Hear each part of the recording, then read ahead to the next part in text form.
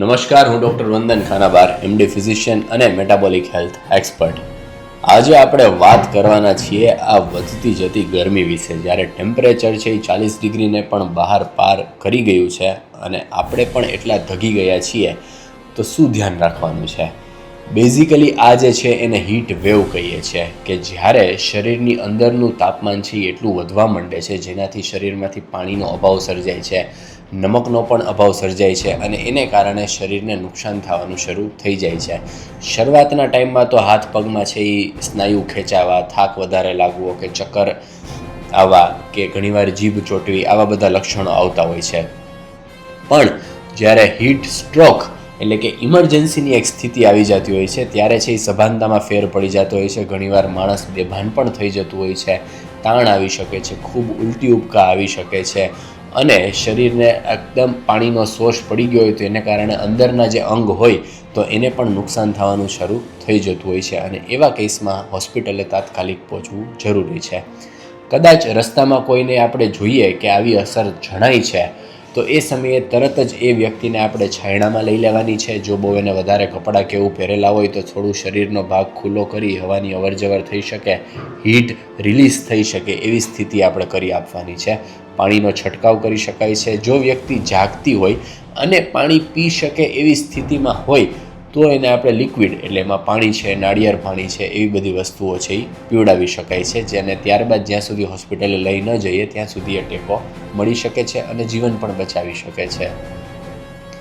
સાથે સાથે જાણવાનું એ છે કે આ ઋતુમાં આપણે ઠંડા પીણા લેતા હોઈએ છીએ ગરમીથી છુટકારો મેળવવા માટે. પર સે ઠંડા વસ્તુથી આપણને બહુ નુકસાન થાય એવું નથી, પણ પેપ્સી, કોલા, થમ્સઅપ આ બધી જે વસ્તુઓ છે તો એની અંદર કેફીનનું પ્રમાણ બહુ હોય છે, શુગરનું પ્રમાણ બહુ હોય છે, તો એ નુકસાનકારક છે. એના કરતાં આપણા જે દેશી ઠંડા પીણા છે કે જેમ કે લીંબુ પાણી છે, નાળિયેર પાણી છે, લીંબુનું શરબત છે, ઇવન સાદી લીંબુ સોડા છે, આ બધું લઈ શકાય છે. ORS પણ લઈ શકાય છે. અને સાથે સાથે આપણને સ્વિમિંગ પુલમાં જવું અત્યારે ખૂબ ગમતું હોય છે, પણ જાણવાનું એ છે કે સ્વિમિંગ પુલમાં ક્લોરિનનું પ્રમાણ હોય છે અને સાથે સાથે ઘણીવાર લોકો તેમાં બાથરૂમ પણ કરી દેતા હોય છે. તો એને કારણે અને ખાસ કરીને જ્યારે તીવ્ર તડકો હોય ત્યારે પાણીમાંથી UVB રેઝ રિફ્લેક્ટ થઈ અને આપણી સ્કિનને ઘણું નુકસાન પહોંચાડે છે.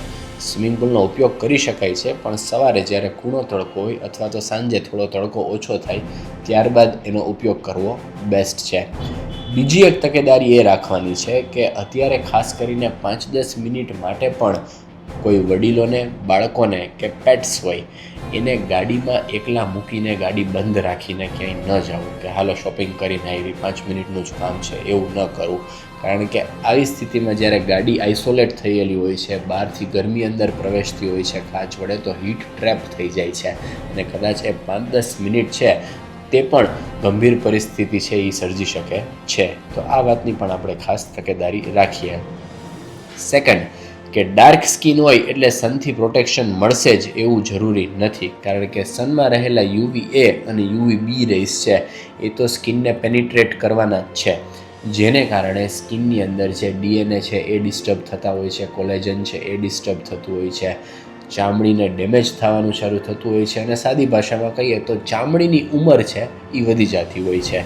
તો ખાસ બહાર નીકળીએ ત્યારે ઓછામાં ઓછું SPF 30+ સનસ્ક્રીન છે એ લગાડવાનું છે. સતત બહાર રહેતા હોઈએ તો દર 2-3 કલાકે સનસ્ક્રીન લગાડવાનું છે. કેપ, ગોગલ્સ, પૂરા કપડાં પહેરવા, હાથ કવર કરવા અને એ બી બને ત્યાં સુધી વ્હાઇટ કલરના કપડાં પહેરવા, જેથી કરીને સનલાઇટ છે એમાંથી રિફ્લેક્ટ થઈ જાય. ડાર્ક કપડાં હશે તો એ સનલાઇટ પકડી રાખતી હોય, હીટ પકડી રાખતા હોય.